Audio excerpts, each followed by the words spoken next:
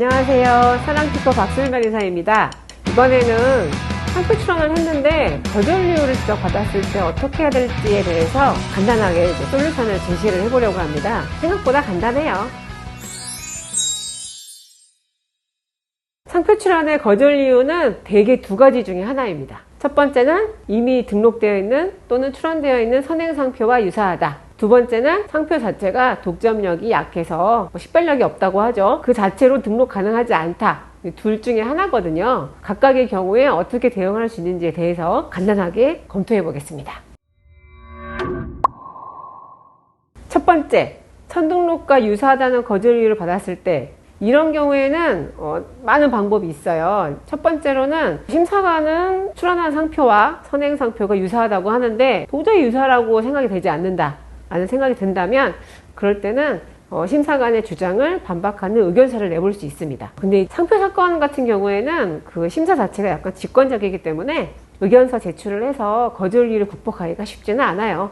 그래도 제출한다면 이렇게 많은 확률로 거절 이유가 해소되곤 합니다. 두 번째로는 그 선행상표가 사용되고 있는지 또는 사용되고 있지 않은지를 조사를 해서 만약에 사용되고 있지 않은 것 같다면 최근 3년 불사용을 이유로 하는 등록 취소 심판 청구가 가능합니다. 상표는 창작을 보호하는 것이 아니라 선택에 의한 등록을 보호하는 것이기 때문에 등록을 해놓고 사용하지 않는 것은 어떤 한정된 상표라는 자원을 너무 과도하게 선점하고 있는 거라고 봐요. 그래서 3년 동안 3년 이상 사용하지 않으면 그 등록에 취소를 청구할 수가 있습니다. 선행상표를 약간 인터넷으로 검색을 좀 해봤는데 쓰고 있지 않은 것 같거나 또는 한참 전에 잠깐만 쓰고 더 이상 쓰지 않는 것 같다. 그러면 취소심판 청구를 통해서 선행상표를 없앨 수가 있고 그 다음에 이제 내 출원을 등록받을 수가 있습니다. 아주 흔하게 사용하는 방법이고요. 심판이라고 해서 약간 두려워하시거나 상대방이 특히 대기업인 것 같은 경우에는 싸움 걸자고 하는 것 같은데 괜찮을까요? 이렇게 여쭤보시는 분 계신데 아주 흔한 심판이고 대기업들도 엄청 취소심판 많이 당합니다. 그러니까 전혀 걱정하실 필요가 없어요.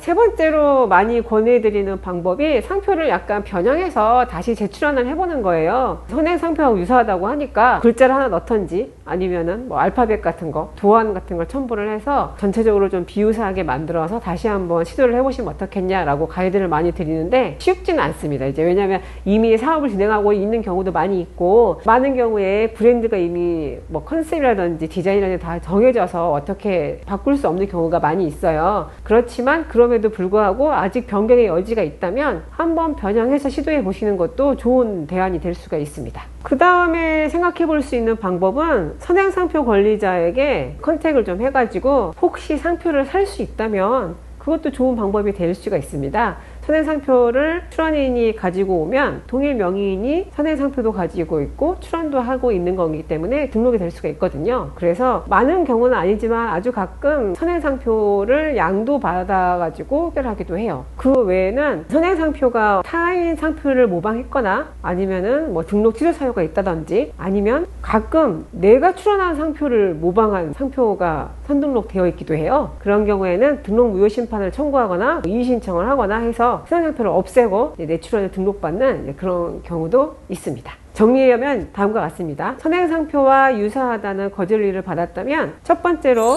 의견서를 제출해 볼 수 있고요. 두 번째로 선행상표에 대한 불사용에 기한 등록 취소 심판 청구가 가능합니다. 세 번째로 상표를 변형해서 다시 재출원을 해볼 수가 있고요. 네 번째로는 상표를 양도받거나 다섯 번째로 등록 무효 심판 또는 이의 신청을 통해서 선행상표를 없애볼 수 있습니다. 다양한 방법이 있는데 그 중에 어떤 것이 적절한지 케이스 바이 케이스로 경우의 수가 굉장히 많기 때문에 자문 받아서 진행하시면 될 것 같습니다. 두 번째로 상표 자체가 독점력이 약하다, 식별력이 없다라는 거절 이유 받았을 때 어떻게 해야 될지 제안을 드려보겠습니다. 아까와 마찬가지로 제일 먼저 생각해 볼 수 있는 방법은 심사관의 의견이 타당하지 않다, 상표 자체의 식별력이 충분하다라는 취지로 주장해서 의견서를 제출해 볼 수가 있어요. 근데 아무래도 아까 말씀드린 것처럼 상표 사건은 의견서로 거절 이유 해소하기가 쉽지가 않아서 특히 식별력 같은 경우에는 더 그렇거든요. 그래서 고려는 해볼 수 있지만 권해드리진 않아요. 그보다는 식별력이 없다면 그런 상표는 다른 식별력 있는 문자 또는 도형, 심볼 마크와 결합을 해서 재출원을 하시면 그건 거의 등록이 되는 거거든요. 문자 자체에는 독점력이 약하기 때문에 독점력이 강한 어떤 부분을 결합을 해서 전체적으로 하나를 출원을 다시 하시면 등록이 돼서 재출원하는 쪽으로 많이 가이드를 드리고 있습니다. 그 외에는 이제 상표에다가 문자나 글자를 좀 넣어서 조어 상표를 만들어서 다시 재출원해 볼 수 있는데, 아까도 말씀드린 것처럼 많은 경우에 이미 브랜드가 사용이 개시됐거나 아니면은 이렇게 프로세스가 많이 진행이 돼서 어떻게 되돌릴 수 없는 경우가 많이 있기 때문에 그 문자 자체, 브랜드 자체를 변형하시는 건 잘 못하시더라고요. 그래서 그런 경우는 이제 실제로는 거의 없습니다. 정리하면 식별력이 없다는 거절을 받았을 때는 이렇게 대응하시면 됩니다. 의견서를 제출해 보거나 또는 다른 심볼 로고나 문자를 결합해서 제출하는 것으로 정리하면 되겠습니다. 감사합니다.